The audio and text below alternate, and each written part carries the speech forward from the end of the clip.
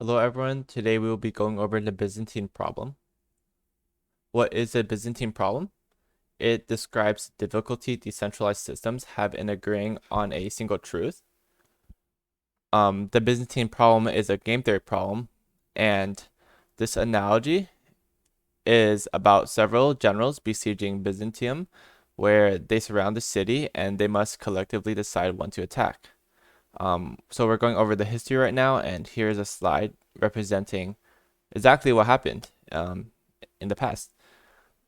So, on the left, it describes a coordinated attack leading to victory.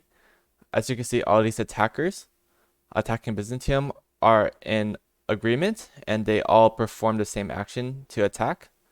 However, on the right, which describes an uncoordinated attack leading to defeat, is where the red arrows represent the leaders attacking, but the blue arrows represent the traitors who were originally meant to attack.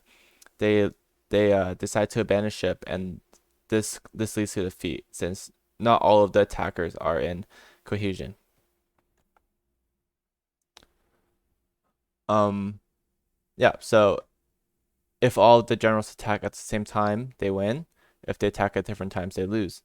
And the issue is that with this, there is no secure communication channel, and their messages sent can be intercepted or deceptively sent by Byzantium defenders. So this problem was initially solved by Bitcoin using proof of work to establish a clear objective rule set for the blockchain. In order to add information to the blockchain, a node must publish proof that they put in work to create the block, and it is very costly. So that incentivizes them to publish honest information. They can't just like publish any random information, and which could lead to like malicious nodes, a malicious act.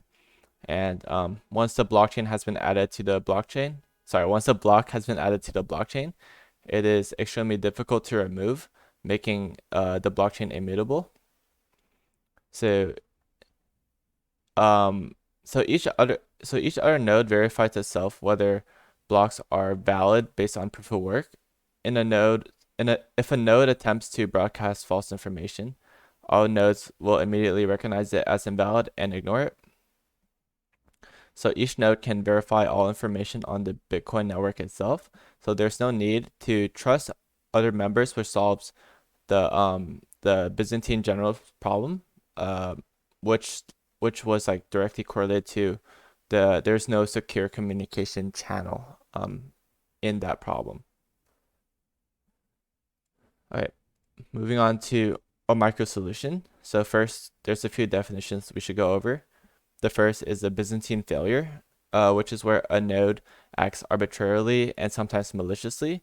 It could broadcast contradictory and misleading messages to other nodes or simply remain silent, and it may behave normally in the view of other nodes and not cause any suspicion.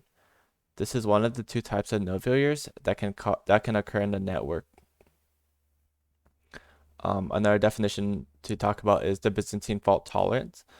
It is a system's ability to continue operating even if some of its node failures, if some of its nodes fail or act maliciously due to a Byzantine failure.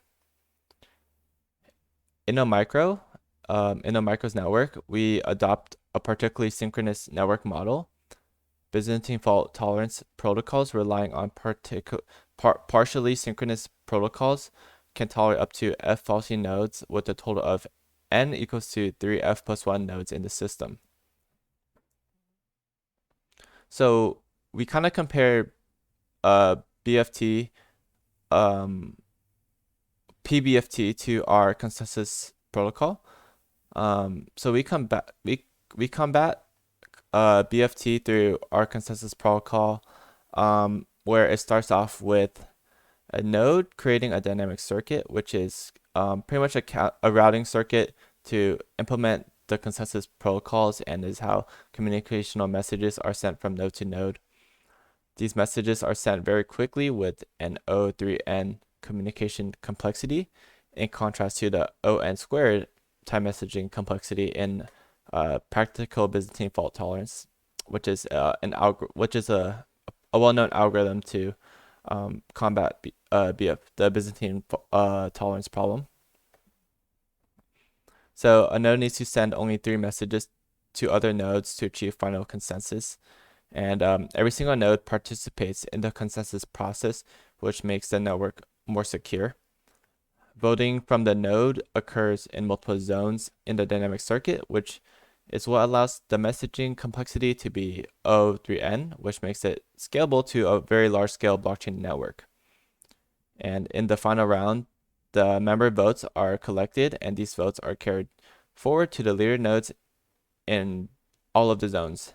And these leader nodes, there are going to be multiple leader nodes, and each node has a chance to become a leader node, and the leader nodes become they change each round in each round of transactions. So that leads to decentralization. The leader nodes in all of the zones then conduct final BFT, which is similar to a PBFT, to achieve final consensus. So Omicro's consensus solves the Byzantine generals problem in a more efficient, green, and decentralized way than Bitcoin or any of the current blockchain solutions out there.